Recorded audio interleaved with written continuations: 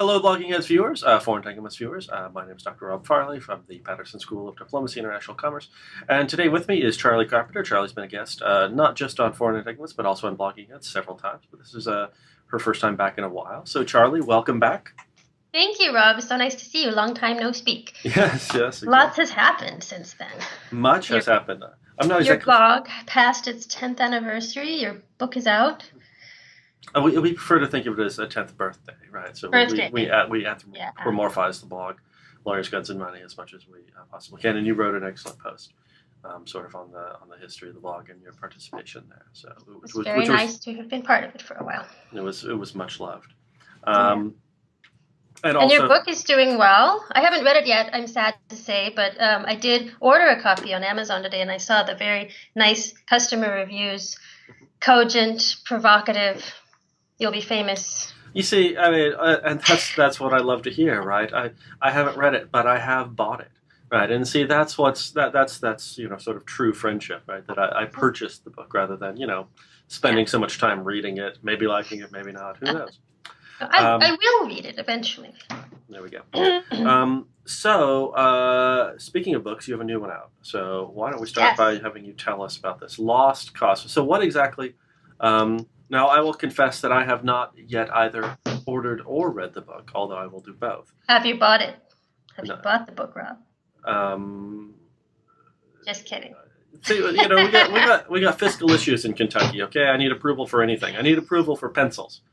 So It's a struggle. Anyway, so tell us about the book. Lost Causes. It's about the politics of issue neglect in global civil society. So why global policy networks focus on some issues, some social problems, and not others. So if you think about like global health issues, for example, we usually think of malaria. It gets a lot of funding and a lot of attention, but actually burns and traffic accidents kill more children in the developing world. But they're not as important issues. Child soldiers, but not gang warfare. Landmines and cluster munitions, but not depleted uranium. So I was interested in how ideas get picked and also about how ideas get vetted by these big advocacy networks. So why they not sometimes just get overlooked, but also sometimes get actively ignored or sidelined, and that's what the book is about, is why that happens. I mean, it's interesting because I suspect that for every one of the causes that you've talked about, sort of the ones that get picked up versus the ones that's overlooked, somebody out there, advocates out there have, a really coherent explanation for why this rather than that, right? But it's probably the same explanation every time, and it would work equally well for the cause that did not get picked up. Yeah, exactly. The kinds of answers that you normally get are not the ones that actually explain the variation. Right. And what I found is that there's actually a lot of answers, and in clusters they all explain a little bit of it.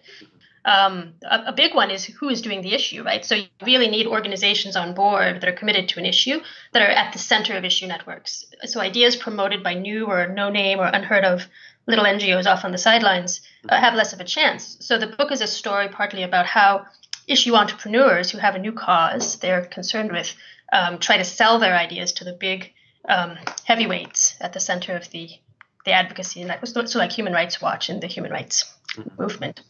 And this question of how they decide is really interesting. There's lots of factors. So how amenable issues are to advocacy, or can they be measured, for example, what the organizations want, how skilled the entrepreneurs are.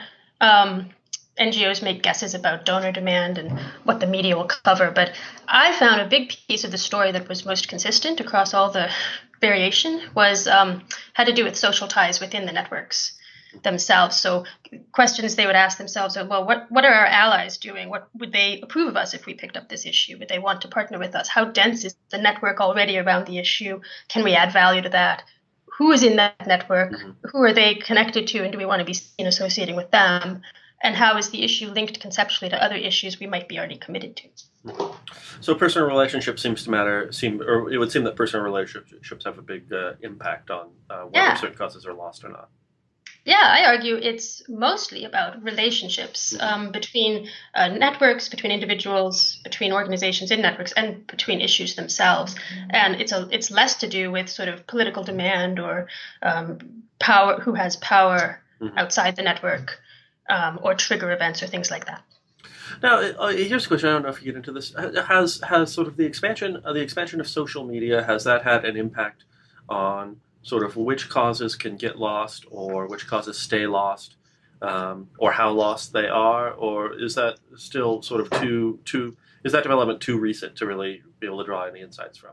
I think it's a great question. I don't address it in the book. It's actually one of the failings of the book is that it's still, the field research was taking place almost early in the rise of social media, so it was too early, and it adopts a very sort of 1990s frame of how these advocacy networks operate.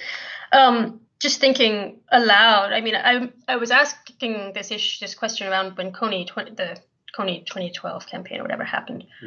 And one of the things that I noticed in there is that it seemed like what social media was doing was actually displacing the power of the sort of advocacy elites at the center of these networks as experts. It was sort of raising the profile of individual non-experts to set the agenda on an issue. But what eventually happened was they did that so poorly.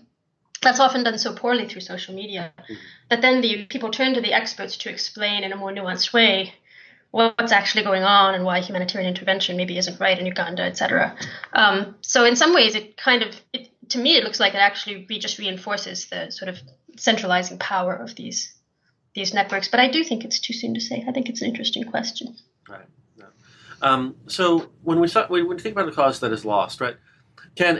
So from an activist point of view, do you need to hit home runs and have your cause sort of make it big, not be a lost cause, but be picked up by a bunch of different organizations? Or, are there productive singles hitters? Are there lost causes in which activists are still doing sort of productive work around the world in terms of ameliorating human suffering or environmental problems or, whatever else the activists are interested in, right? So causes which are lost but not sort of lost as in utterly pointless for the activists involved in them. Absolutely. I think one of the case studies, so I look at 3 case studies in my book.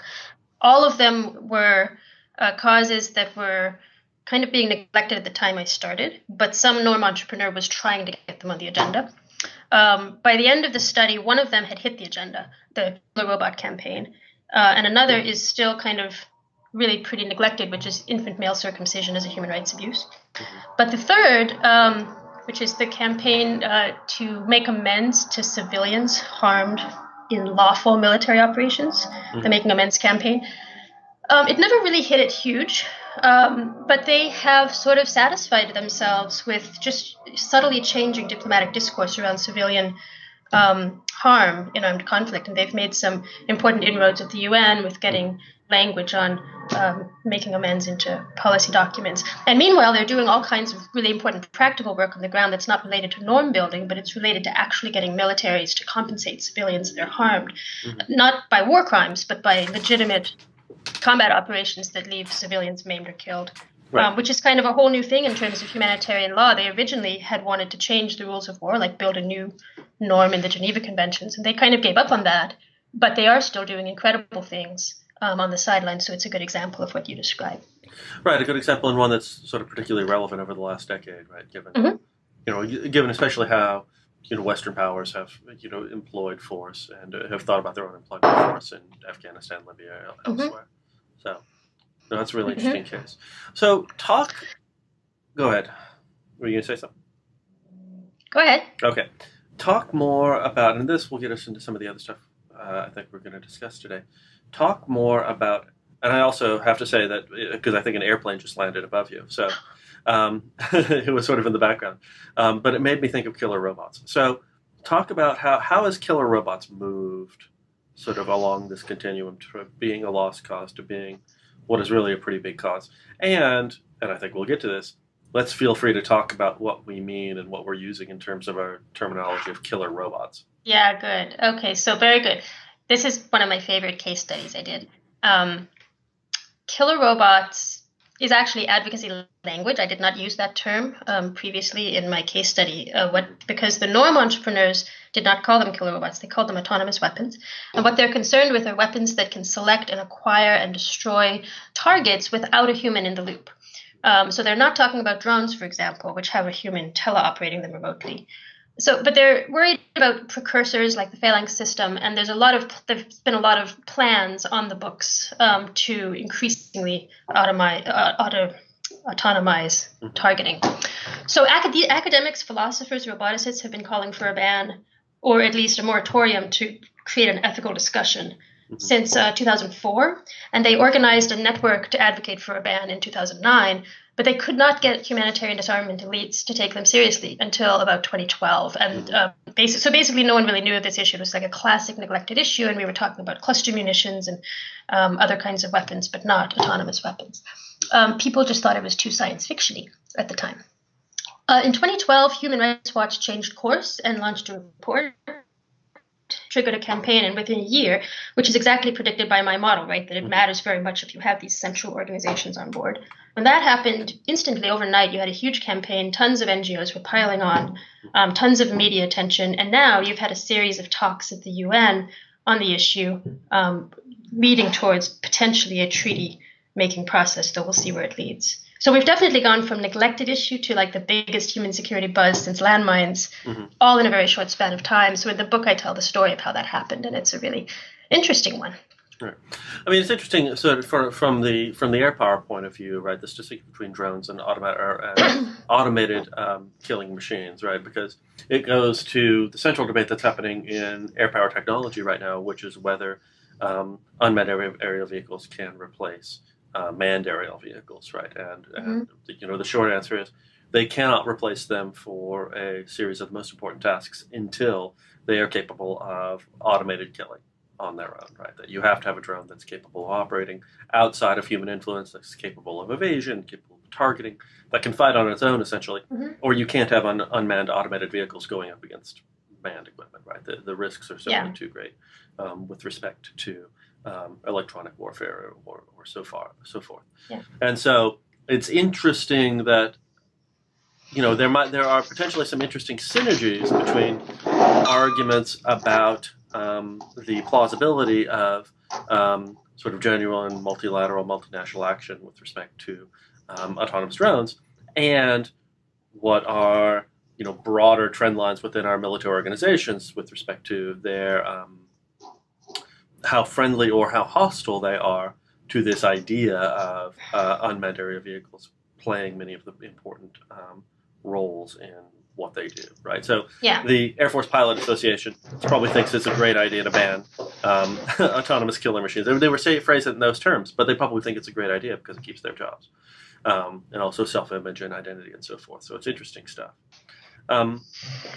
So you mentioned a bit about the science fiction-y part. Well, wait, can I respond to that first, and then we can jump to science fiction? Well, so I would just say you're right, that I think you're exactly right in the way you describe the incentive structure for moving towards automation of targeting, because in some ways, perhaps other kinds of helpful and unharmful automation depend on it.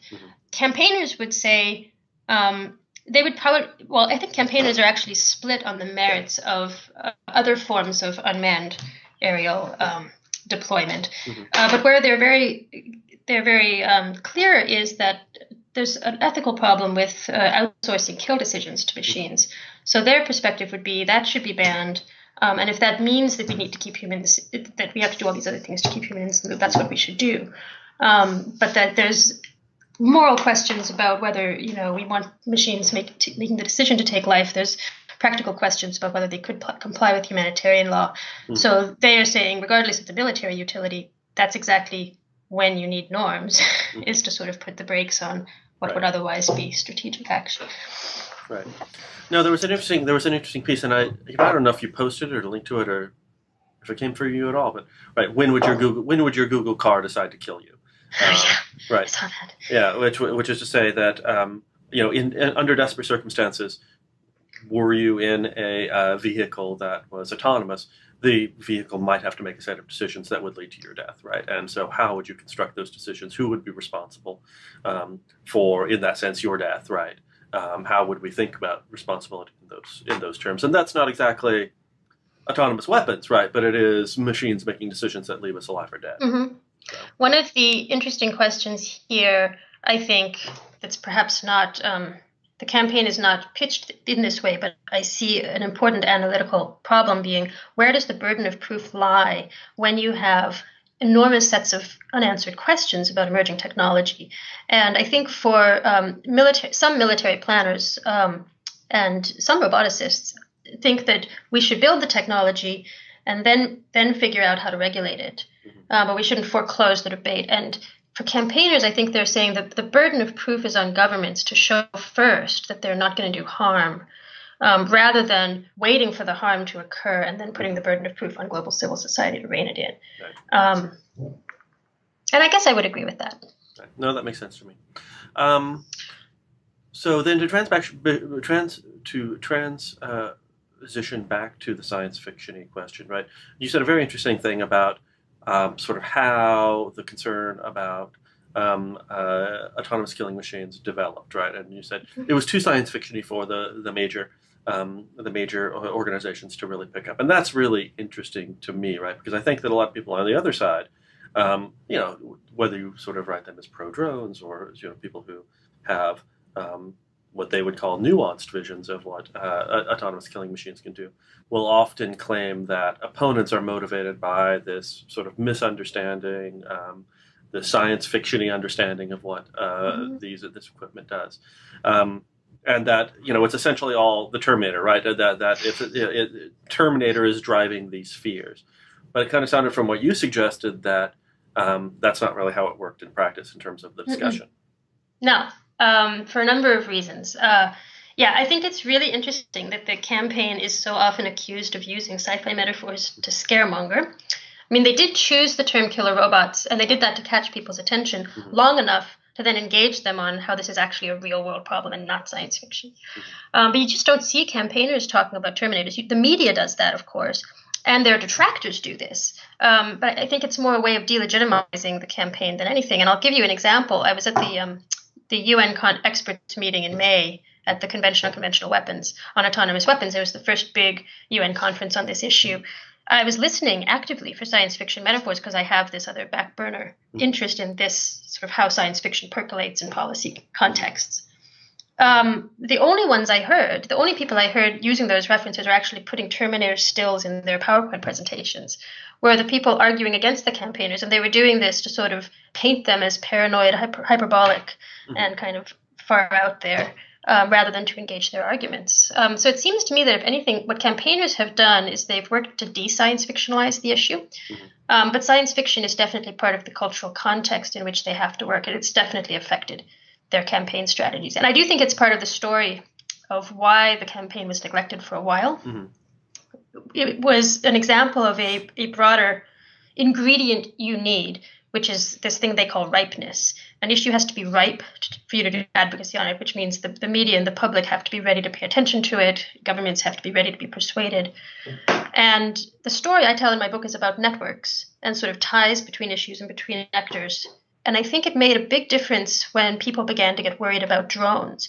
Now, campaigners are not as worried about drones. They have other worries about drones to do with how they're used. But they were never interested in banning drones. But what they realized is that people were beginning to conflate drones with killer robots. They did have concerns with autonomous weapons. And at some point around 2012, they felt like it was ripe enough that they could get into the killer robot angle by drawing on the anti-drone sentiment, but carving autonomous weapons off from that and saying, here's what's really scary. And so they did that, and they drew on this sort of nascent cultural resonance around Terminators or killer sci-fi in order to initiate that conversation. And then they've stuck to facts since then. So it's much more complicated story than what their detractors tell. And I don't really get into it in the book, but I have a working paper that goes into that in more detail.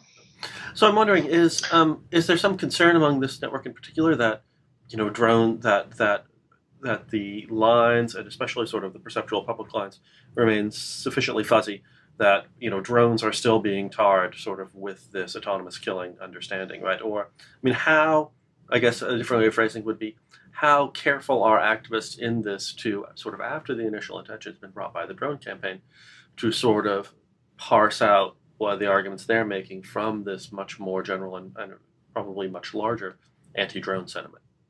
They're very careful, but I think they have another problem, which is that they also have to be careful not to let the activism on autonomous weapons, the pro-ban activism, undermine the wider discussion about the ethics of using drones. They don't want to make it seem like our current use of drones is perfectly okay, because it's not, for a lot of reasons. It's not okay because we're essentially summarily executing civilians. It's not okay because CIA agents are manning the drones, which is against the rules of international law. So there's all these concerns about drone warfare as it's used, which are separate from the idea of saying drones should be banned altogether. So they're walking, I think, a very fine line between trying to do both those things in a nuanced way, but in a way that makes sense to a public who doesn't really understand how international law works. And that's the brilliant meat of trying to do advocacy work as humanitarian disarmament campaigners. They've got to speak to the military, they've got to speak to lawyers, to governments, and to the public and the media all at once. And it's really fascinating to sort of be inside that black box, figuring out how they make the judgments to do that effectively. And they've been incredibly effective in this campaign. It's quite inspiring, actually. Right, and we'll see where it goes. It also suggests sort of all of these contact points, all of these necessities speak to different groups and with different voices. Also, suggest why you would want to hit it big. Right, you would want to have a found cause rather than a lost cause. Right, because the ability to achieve seems to metastasize with the size of the advocacy organization. Right, that you can do a lot of different things in a lot of different places in really interesting ways once your cause has finally sort of hit the big time. Yeah. I guess I'd love to think a little more about the science fiction component, but kind of maybe think about it more broadly. I mean, I'm really interested in how pop culture metaphors circulate in policy contexts, and I think that's especially true and especially helpful when you're trying to speak to many audiences at once, both popular and elite. And Killer Robots is a really great example of that, but there are other really interesting examples. So like this guy in the Ukraine in the Darth Vader costume that ran for office for a few weeks. The White House's Death Star memo. I don't know that was an example of, but I'm interested to know, the way that Game of Thrones references have gotten appropriated to explain policy debates in such interesting ways. Right. So I think we have a lot of scholarship that tries to apply pop culture to policy, like Dan Drezner's zombie books, but as political scientists, I would be really interested in having us study more how these ideas kind of actually circulate and shape and constrain policy. Just before we get to the Game of Thrones thing, since I think we have we obviously have a lot to talk about on that. It sort of seemed to me one of the implications of the science fiction-y aspect of the Killer Robots and how that had detracted from the campaign in some sense. Seemed to imply that if you were really worried about a zombie apocalypse, you wouldn't write very many books about the zombie apocalypse, right? You would want people to take it seriously, right? But the more movies, zombies, whatever, it's a movie thing. They're not real, and so I guess the more zombie movies we have, the more Walking Dead we have, the less we have to worry about a zombie apocalypse, and that's comforting. And I think everybody should take that away from this discussion. So, I'm not especially worried about a zombie apocalypse. But zombies are a great metaphor for pandemics, right? Right. And for educating people about how pandemics operate and policy responses to pandemics. So to the Game of Thrones and to what you just mentioned in terms of sort of pop culture memes and how they move through policy spheres. So you and Dan are sponsoring a panel at ISA, or have put together a panel at ISA about exactly this topic, right? So maybe you could talk a little bit about that.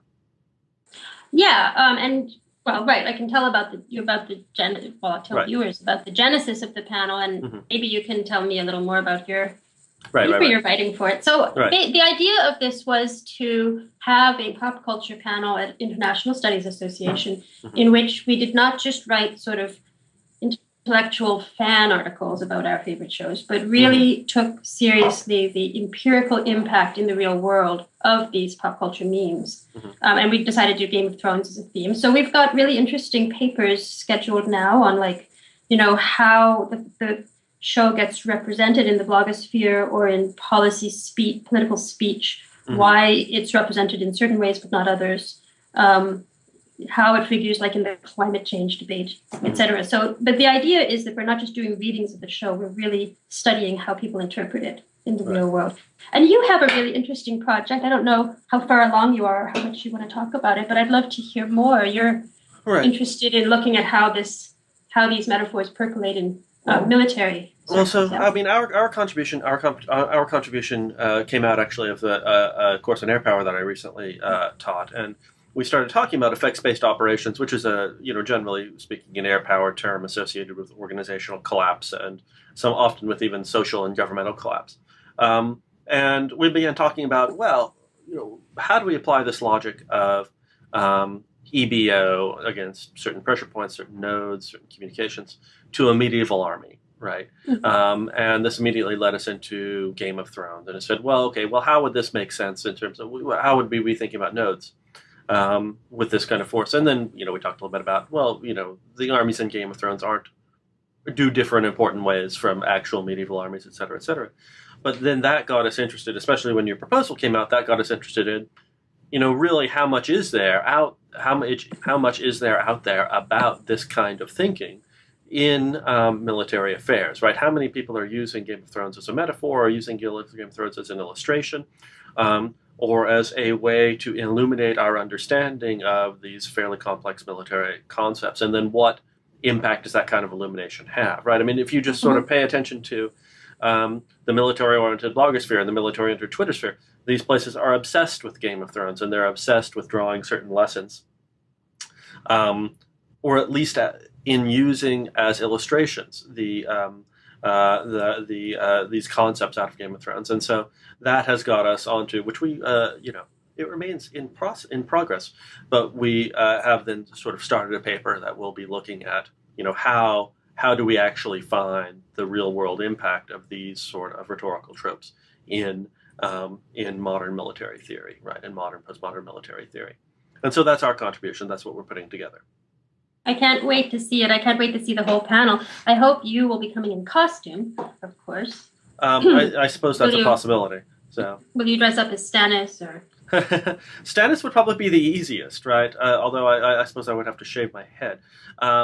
Maybe I'll think of, maybe I'll come as Ned Stark with like a line across my neck or something like that. That would make it easy. Yeah, you have so many possibilities. Right, exactly.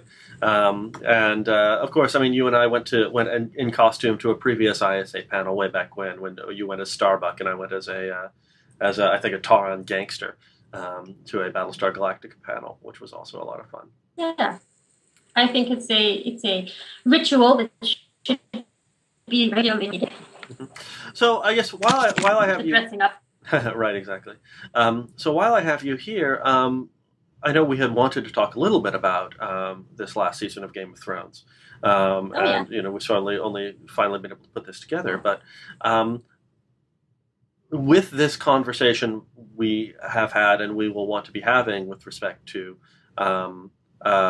policy impact of pop culture tropes, sort of how did you feel about the fourth season of Game of Thrones, and especially the final couple of episodes? Yeah. Okay. So wait, are you saying I have to talk with my political science empirical hat on, or can I talk also as a fan? You can talk about both, but they're always together, right? They're never detached from one another. So. Well, I think so. I was very pleased with this season for a number of reasons. I mean, for the obvious reasons, obviously the cinematography, the narrative, the character development. But I felt like this season really brought out more interesting discussions in the fan blogosphere and in the political blogosphere than usual. And I wrote at the Duck of Minerva when it finally ended about like 3 big scenes where I think that happened. And one of them was the baby White Walker scene, right? Where we suddenly... It was really interesting, actually, that this scene had never been revealed in the books. So it was one of the various ways that the showrunners are trying to equalize the relationship between the book and show fans by providing narrative information that both of them don't have already. But it also really humanized the White Walkers, I think, in some ways. And overall, I think this season has much more of the story arc about the supernatural forces in the North, which I think is a metaphor for climate change, right? Because the show has usually been understood as a story about Westphalian Machiavellian politics. And I think the overall story is actually about how that detracts from real global threats, like climate, like whatever's coming from the outside, like UFOs, like anything supernatural. So I think we're getting more and more of that in this show, and that's interesting. I think that the season diverged in some really interesting ways from the books, and those scenes caused a lot of interesting political conversations. So the Jaime and Cersei in the crypt scene, someone could do a really interesting research paper on gender, ideas about feminism, ideas about gender-based violence, and that were triggered by the way that scene was done. Now, can I pause you for a second here? And then the fourth person, the Beatles Slayer. But this is a... Are you there? Sure. Okay, yeah, you're a bit frozen right now. I'm having a hard time hearing you breaking up. Okay. Now I hear you. Okay. Now I hear you fine. Have you seen any interviews with Lena Headey about that scene where she has talked about how she played it? Because I haven't, and I'll admit that I haven't looked as much as I have, but the director gave a very different interpretation of the rape scene than every single other person who watched it, right? And so, I was very curious about how she interpreted sort of her actress. Both I have not seen interviews, I've read excerpts. Mm-hmm. As I understand it, both actors and the director believed they had filmed a consensual scene, consensual sex scene. And I don't know how it was edited or cut down, or whether it was just bungled. I think that the idea that you could bungle a scene like that to such a point that you meant it to be consensual and it appears to everybody as rape and not know it till the viewers go batshit. I think that's itself a little concerning. Yeah. But I'm not sure that they intentionally meant to turn that to do what they did with Drogo and Dany on their wedding night, which was also problematic. Right. So I think these are really good reasons to have some female directors in the next season, among other things. But also, I did say that I was less concerned than some viewers with the idea that this would fundamentally change Jaime and Cersei's story arc. And the reason I would say that is I think it's still consistent that their relationship remains fairly unchanged by this. Mm-hmm. I think that's consistent, even if it was meant to be a rape scene, because probably that wouldn't have been understood as rape in Westeros. Mm-hmm. And that in the same way that selling child brides into slavery is not really understood as slavery in Westeros. That's just arranged marriage. So I think it's in some ways that even if it was intentional, it could have been kind of consistent with what Martin's trying to do, which is sort of show us in a very blatant way how different our conceptions are from what people take for granted there. Right. And invite us to be really uncomfortable with it and a little outraged and root for the characters to overcome their cultural upbringing. So I'm not at all apologizing for the scene. I was very sad because I liked it much better in the book. But I don't think that I think it makes sense that it hasn't seemed to compromise Jaime and Cersei's story arc much. And I probably won't be popular for saying that, but well, I don't think it necessarily compromised it. But the future of their story arc, spoiler alert, is not particularly positive in any case, right? I mean, they don't settle in Casterly Rock with a happy family. I mean, I don't know, maybe they do, right? But those books aren't written yet, so you don't know. Right, exactly. But to go back to interpreting this as everyone fiddling during climate change, this sort of that comment, and I should and to draw in yet something else. I just finished Capital in the 21st Century, which took me a long time, and I literally had a dream once that Thomas Piketty was he was living in my basement, right? Because I felt like he was always around. It took me so long to finish his book. At the end of this, he proposes this global capital tax, which is incredibly ambitious and, of course, will never happen. And then he says, well, but look, we've done incredibly ambitious things in the past. So, why couldn't we think of doing something like this?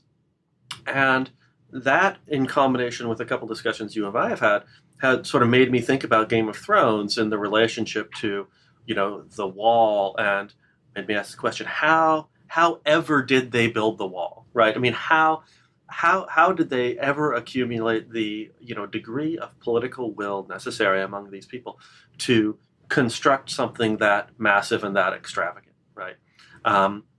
And that kind of made me think that in a way that this is a story that is set firmly in sort of our post-high modernist period, where it is difficult for us to imagine sort of truly massive communal projects like a global tax on capital or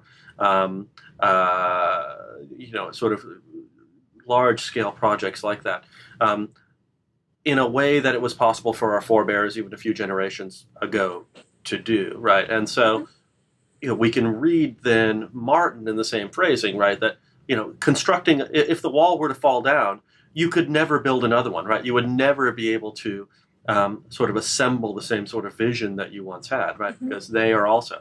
And then that leads me to what you suggested, which is this is about fiddling. Well, I mean, this is about the end of our ability to think about sort of really, truly great communal projects in the face of day-to-day politics. That day-to-day politics now dominates.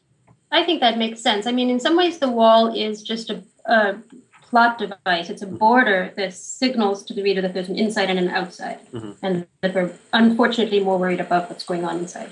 But in other ways, it also signals that there is a long history that we aren't even told about, and that people may have even forgotten about while they're fiddling. Right. But that there were people before. There was obviously must have been an imperial structure before. There was slavery before in Westeros. Obviously, you had to have had probably slaves to build this thing. And before that, where did all these people come from? Are they even indigenous to this planet? Where is this planet? So there's this real sense of breadth of time that the story conveys, but refuses to dwell upon because the characters are barely conscious of it. Right. And I think that is also part of the moral of the story. That we're a blip. we're a blip, I ask you? But we live in interesting blip times, though. We do. Can I ask you about the Beetle Slayer scene? Because I think that was the most important scene for me in the whole season. And I spent a lot of time pondering it. I pondered it while it was happening because everybody was like, well, we're talking about beetles for 6 minutes while we're waiting for this epic fight to happen. And I just watched it over a few times. It just seemed like there were layers upon layers of hinted at deeper meanings that basically left a lot of viewers wondering about what the scene meant in the same way that Tyrion was pondering what the beetle slaughter meant. I just thought it was brilliantly done, but I wonder what your interpretation of that scene was. Why did they put that in there? I have gone back and forth, and I'll admit that I've only seen it once, so I really do need to watch it again. Right, I mean, it conveyed Tyrion's curiosity about nature, right? It conveyed sort of a deeper interest and understanding that many of the characters don't actually convey. It conveyed a degree of humanity between him and his brother, and I think that was sort of the most commonly interpreted, right? That this is about showing the humanity between Tyrion and his brother. Beyond that, I guess I would hesitate. I also found it deeply affecting, but I would hesitate to draw deeper implications until I watched it again. I really do have to watch it again. Yeah, I had to watch it like 10 times before some stuff occurred to me. Like there's all these theories, like who the Beatles are. Is Tyrion the Beetle? Are the people of Westeros the Beatles? And who the Beetle Slayer is it supposed to be a metaphor for the mountain that's about to slay? What's his name? The hothead. Or is it actually a metaphor? Is it a jab at Orson Scott Card, who's criticized the show? Right. No, I saw that. Yeah. So, but I think that I'd be curious to know what you think after you watch it. If you want. I guess one thing that I sort of drew from the discussion about it was that, and again, there was we have access to the people who wrote the scene, right? And they say, I think they were straightforward, like it was just to convey brotherly friendship between the brothers. And one thing that sort of struck me immediately after reading that was, this is really a creation that is escaping its creators, right? It's escaping its creators in several ways, right? One, it has escaped its first creator and moved on to a different team, but the interpretation has even moved well beyond that team, right? That this sort of belongs to all of us in a way that its own creators don't appreciate, right? And don't understand that when, whatever purpose they may have had, this creation is so rich that it immediately creates a sort of different universe of understanding from what they intended. So it's sort of the intentionality isn't really all that important about what they intended, right? It's all of the things that we draw from it that enrich or complicate the storyline in a lot of different ways. And that's sort of evocative of the golden age of television, right? I mean, that's one of the greatest strengths of the golden age of television is these long serials with complex characters that have emergent qualities, right? That their interactions produce more than the isolated storylines, the isolated characters can produce. I think you're right, and I think it actually resonates with something I think I wrote early on about the show, which is that this is not meant to be a show about realism, though it appears to be. It's really meant to be a show about constructivism, which is about making meaning out of seeming meaninglessness. So exactly what you said, even if the directors meant for that scene to mean something, they probably would have wanted to say, oh, it just meant this simple thing, so that we could make the meaning out of it. And I think that is that's sort of the way I think about that scene too, is right. Tyrion can't find any meaning in this. All he can do is ask questions and try to put something to it. And in the end, actually, I think the story shows that matters, that it's the people who do that take pride in making a hot pie with real good gravy in this hell of Westeros. Or who, like Oberyn knew he was going to lose that battle, but he made sure he was going to win anyways. Right. So in the end, the Mountain really didn't smash him. He killed the Beetle Slayer. The Beetle killed the Beetle Slayer. So I think that there is this wider. I like to think of that scene as kind of a microcosm of that very subtle, sort of counter moral story of the show. But I guess we'll see what happens in the next season.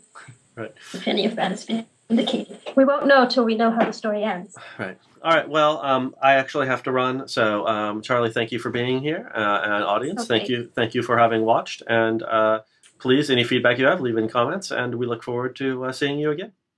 Thanks for having me, Rod. Thanks for being here. Adios. Bye.